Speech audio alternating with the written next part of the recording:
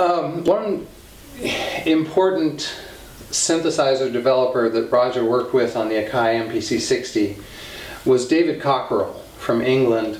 He worked with EMS to make the Synthi 100, which is a huge synthesizer system that very few were made, but it's a very important piece of history as far as synthesizers are concerned.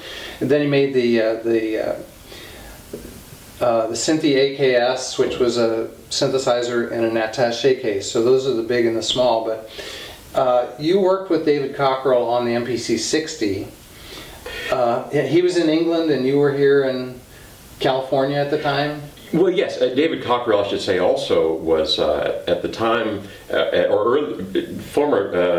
just before I started working with him, he had worked with Mike Matthews of Electro-Harmonics, and he worked on their sampling foot pedal.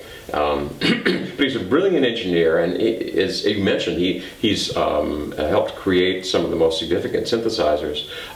Just a very, very sharp guy. And when I got to know him, he was working with Akai, and he developed the custom sample playback chip that was in the MPC-60, and then it was refined to become the one that was in the MPC-3000, the follow-on product.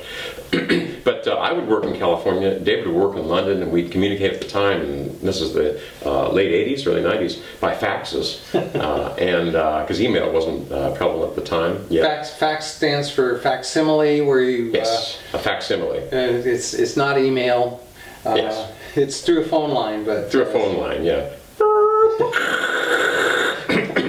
But at any rate, David, it was great to work with him. He designed this chip for the MPC-60, and so he worked in London, and I would work in Los Angeles at the time, and then occasionally we'd both fly to Tokyo and work with the Japanese engineers at Akai.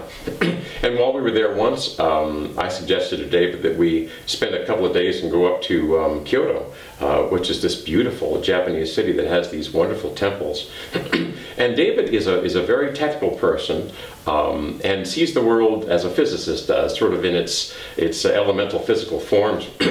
And I remember Dave and I were walking up the hill to this beautiful temple, and I was just in awe at the beauty of this place. Not only was the landscaping gorgeous, but this temple was this incredible piece of architecture in the city of Kyoto. And I looked over, and David is looking down at his ankles, and he was commenting about, isn't it fascinating how the energy stored in your ankles and your calves is potential energy, and then when you step forward it becomes what do you call it, kinetic energy. And but you know, I'm a nerd, so I understand that. It takes one to know. But he's a great guy. Yeah.